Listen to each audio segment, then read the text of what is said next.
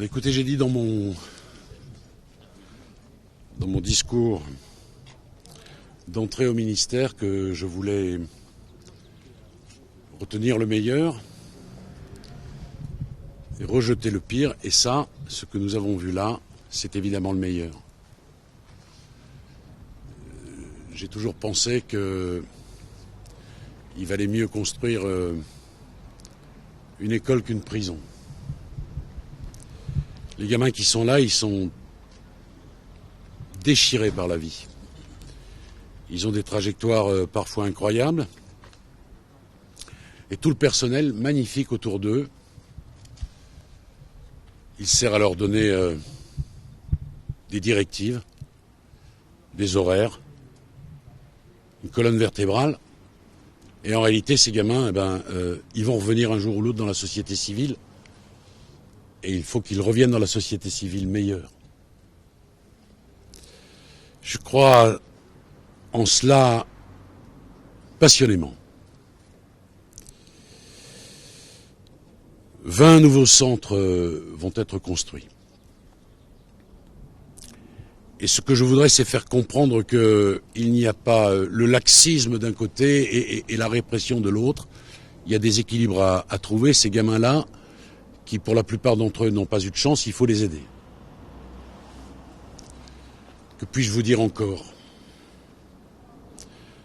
Que les gens qui travaillent ici le font par passion, que c'est difficile, que c'est gratifiant en même temps. Et ils m'ont dit oui, c'est parfois difficile, mais c'est souvent gratifiant et on a des résultats.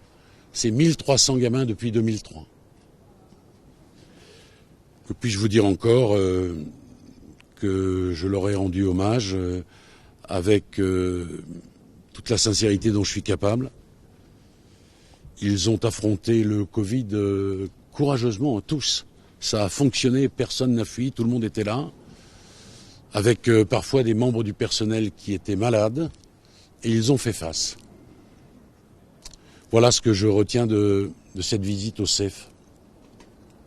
Monsieur le ministre, vous avez évoqué à 2 reprises un budget à venir intéressant, bien plus intéressant. Intéressant, bien plus intéressant, oui. Je peux que vous le confirmer. La justice, voyez-vous, a 2 problèmes. Elle manque de moyens et elle a de mauvaises habitudes. Bon, les mauvaises habitudes, c'est pas une question de budget.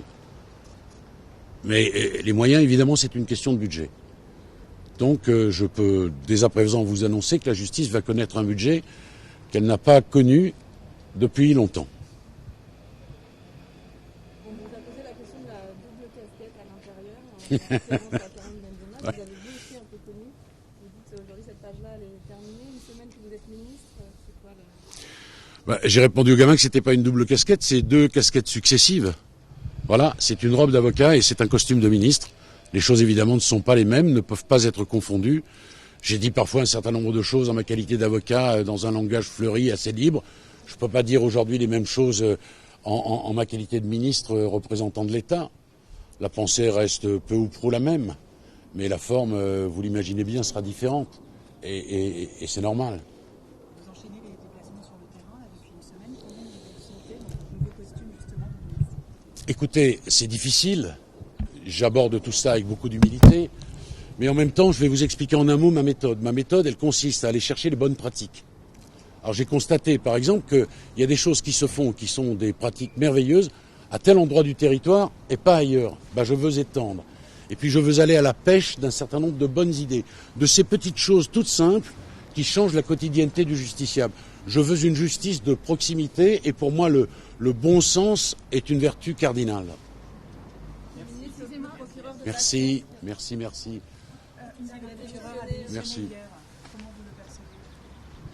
Je peux répondre à cette question? Non, j'y répondrai, j'aurai l'occasion d'y répondre. Écoutez, le procureur de Basse-Terre, il a le droit de faire ce qu'il a fait. Il est parti au parquet général, ce que personne n'a dit. Il n'est pas à la NPE, c'est son droit, je respecte cela infiniment. Il a dit qu'en tant que procureur, il ne pouvait pas être loyal. J'espère qu'il le sera en tant que membre du parquet général. Qu'est-ce que vous voulez que je dise d'autre? Et une dernière